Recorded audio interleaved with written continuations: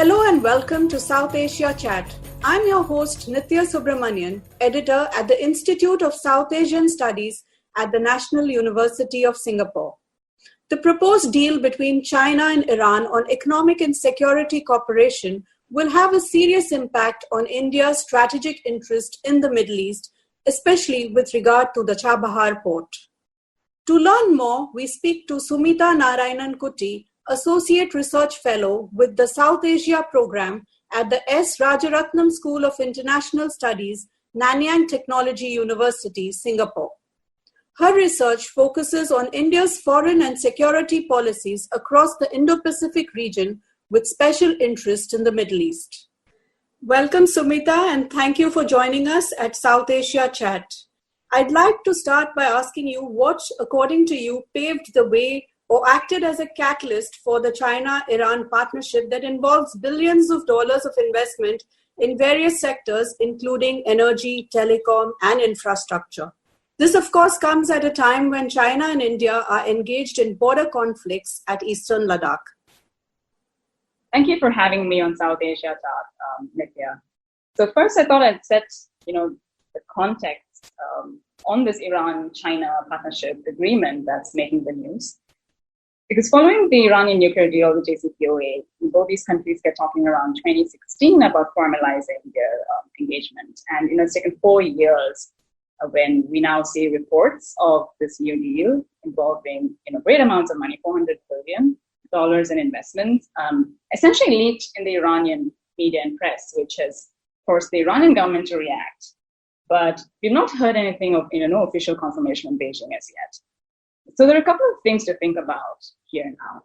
First, a strategic partnership agreement is, which a lot of countries are increasingly using in their engagements, is a framework, a flexible one, to pick and choose from ideas, a to-do list on ideas that you want to work on. And sometimes you may not even end up working on those in a couple of years. So it gives us wide-ranging flexibility here for China and Iran to work on these ideas, many of which are not new, including some which are in the news, like the military security component involving a port called JUST. So economic data so far shows that China has invested less than 30 billion in Iran from 2005 to 2019. Now, to go from this amount all the way to 400 billion, or even a triple-digit, billion amount, while Iran faces, the Iranian economy is severely sanctioned with the US sanctions, you have low oil prices, among other things, I think are important factors to consider how realistic these terms are. Now, China's investments in Iran, in fact, have been on a downward trajectory. Like India, it has also worked to cut down oil imports. It has not tried to antagonize the US with regard to Iran. It has not used Iran as a bargaining chip yet to antagonize the US, especially while it was negotiating a trade deal. Another development, I think, to keep in mind, given China's engagement, is that it has really deepened its interactions across the Gulf with the Arab Gulf states, where it finds, a stable environment for economic growth and investments, and, also strategic expertise that will benefit its Belt and Road Initiative and, its agenda with regard to that. For instance, Dubai's experience in logistics and shipping is something, and these are some things that Iran does not really offer China. So is China willing to also signal that it will do a lot more with Iran at this point, given these close relationships with the Gulf is another thing that I think we need to consider. Going back to also, as I mentioned, how China has not used Iran as a bargaining chip with the US, it also exited a major natural gas deal from Iran that it all negotiated with Iran, the South Pars gas deal, which, while it was negotiating the trade agreement. So this to me is interesting in that it has not, that it is willing to go along with some things with the international system when it comes to Iran. So I think what's important here now is why the announcement now, right? Iran has felt that unlike most states in the neighborhood or even the world, it has not benefited from Chinese investment yet. It wants to do business with China. I think that's something all states are doing today. So at this point, this agreement is certainly something that Iran wants more than China. Iran has also been bitterly disappointed with how the JCPOA turned out. Particularly, it really wanted the European investors on board, and that didn't work out. And now it can use this deal with China to essentially say that, hey, I don't need the West. I still have not just an important economic player, but a major power that is increasingly in tension with the West. China is doing business with us. Also, it does not really hurt Chinese interests either, as US-China competition is escalating in the Middle East. So for both sides, at this point, it signals things that they are comfortable. So then how do you think this partnership will impact India? Because India had interest in Chabahar port, and now Iran has said that it would start construction of the Chabahar-Zahedan railway line. So how will all this play out vis-a-vis India? India is essentially not new to China's presence in Iran, because China's presence is most visible there. So, the Indian government or the Indian diplomats or businesses there are very used to seeing China's presence in Iran. The Iranians have, and this is quite important, have always stated that they want India on board. For, between 2014 and 2016, when, the nuclear deal is being negotiated, and, Iran, Afghanistan, India are already talking on the sidelines about Chabahar. Iran is already signaling that they really want India on board, specifically because they do not want yet another deal going to the Chinese. So they were very interested and are still very interested in diversifying, JCPOA functioning or not. And I think this is a very important point. So in a sense, Iran is now with limited choices of partners to do business with, and India still remains important in that pool of partners. Now, just looking at the port project itself. Now, elements that have been agreed between India and Iran remain mostly on track, albeit in a very minimalist and in terms that are realistic as can be given sanctions. And I think India's approach has been maximum outcome within this very constrained environment. It's going towards a stated end, not necessarily on on the vision it had agreed with Iran in the beginning in 2016. So we have the port, which is operational, with an Iranian firm on board, since India could not get an Indian private player on board. I think that for India was the biggest setback it faced around 2017 to 18, when it couldn't convince its own domestic constituencies to sign up for this port. Which is why when you come to the railway link and the fact that Iran's gone ahead and laid a few tracks, despite India still talking about it, negotiating in a sense with IRCON, that's the Indian firm, still doing, submitting its reports on the feasibility study, etc., and Iran going ahead and doing this, I think is much less of a setback as far as the Indians view this compared to what it had been with the port. In a sense, that there was no real money, there's no sunken cost yet. Yes, a couple of studies, a couple of trips to view the landscape, etc., but nothing more than that. So another element here, which often appears in the Indian media also, with stories, is that doing business with Iran and the India-Iran pattern of doing business has been complicated. And that's an essential truth, I think. And it's had to do with both sides employing various tactics of negotiation and statements, etc., to get the other to do something faster, quicker, up the money, etc. So this has been a complicated relationship. And so going back to the point that India, as far as the railway line is concerned, can still join, right? I mean, we have statements from both sides now officially saying that India can come on board when it wants, and it's not ruled out. It has not been dropped completely from the project. Another point which I think is like a big picture point is that Chabahar was always a strategic investment for India and less a commercial venture. So, which is why I think I emphasize this, money loss kind of conversation, because it's not viewed in those profit loss sort of terms. It's a strategic investment. Now, on future work in this relationship, India has clearly made its choices when it comes to Iran, and it's these choices have been made over the last decade. It's not just, this round of sanctions, etc. Energy now is no longer the key pillar. You've dropped imports to zero. You wanted to signal to the Trump administration that you're on board, and you got to preserve the port in a certain sense and keep working on Chabahar, right? So connectivity then is the future, linking Chabahar to regional transit architecture, which includes, the International North-South Transport Corridor or the Ashgabat Agreement, bringing on board countries, from Russia, the Central Asian states, and Oman, and encouraging regional ownership of Chabahar, of this port, to boost trade volumes, because you need more goods and services passing through this port. So to build that regional ownership is something that the Modi government in the last 2 years has been expending a lot of diplomatic capital on. So do you think that India will still retain some hold on the Chabahar port, and that, China would not infringe there, and, going forward with China's interest in Gwadar, and then supposing it takes on some control of Chabahar as well, would it pose a maritime challenge to India and the US?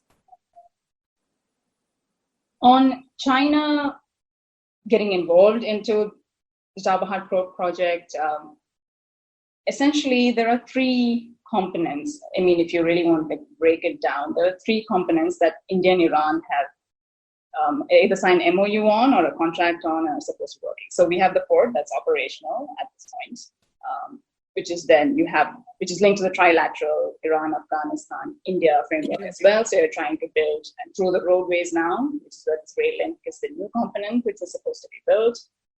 And then you have this port being integrated into the free trade zone, because Chabahar is a free trade zone.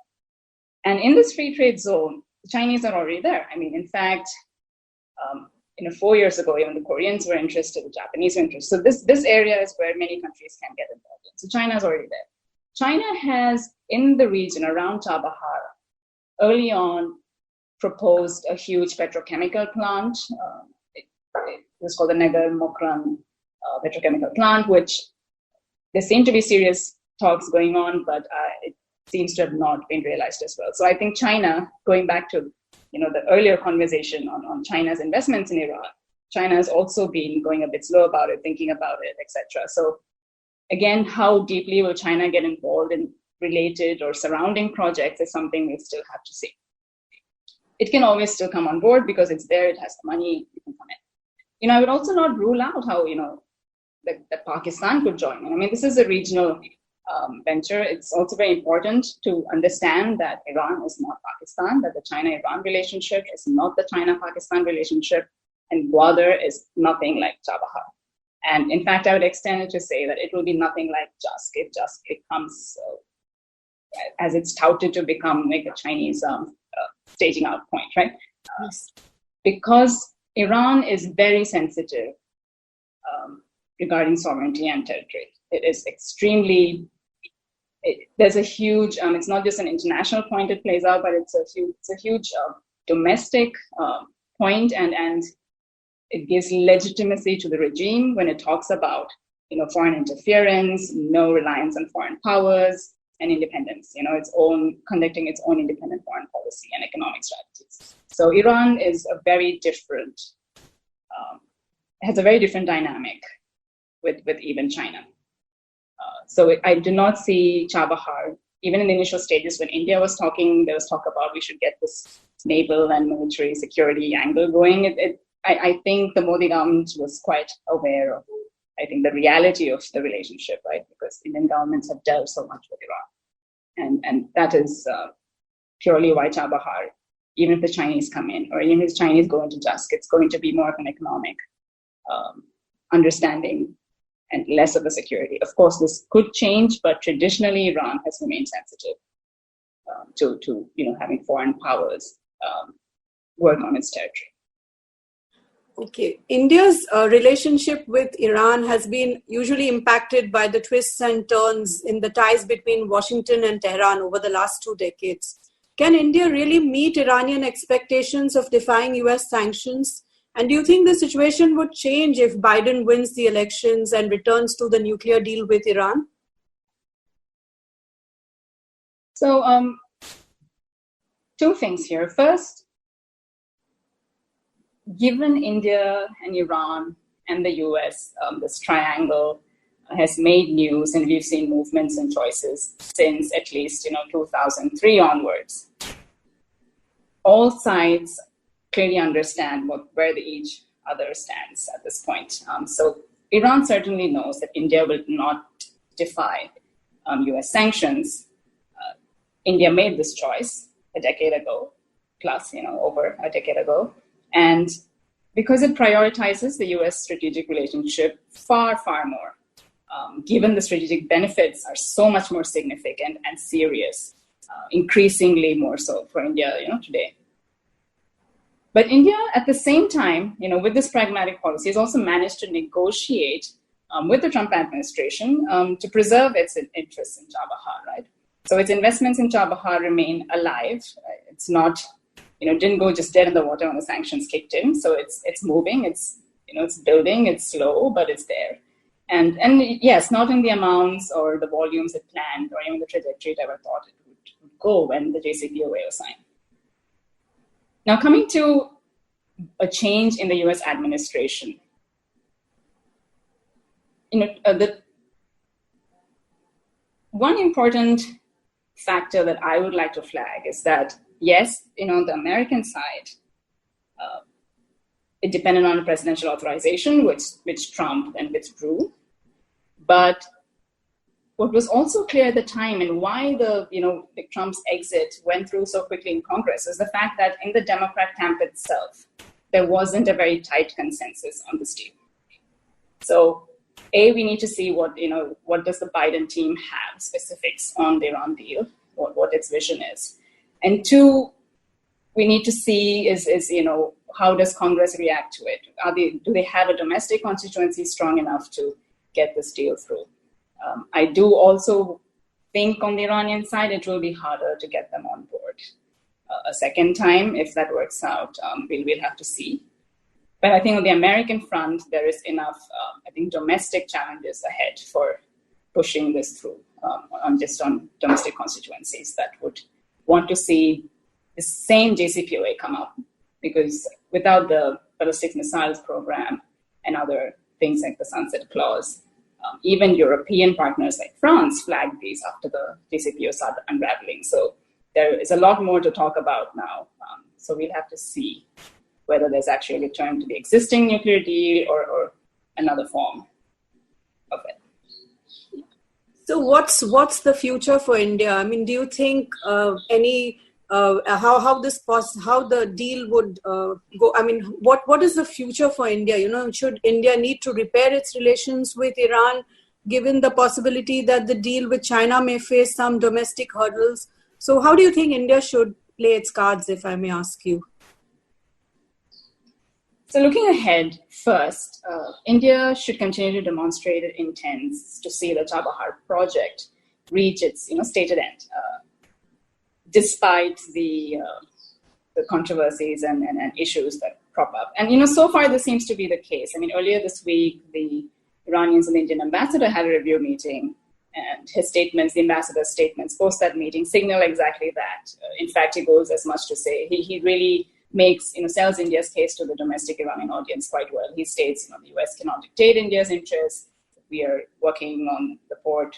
And in keeping with that, I think additionally, because there's this trilateral transit agreement with Afghanistan and how, given even the Afghan situation, that its economic stability and future is crucial to India as well and the neighborhood.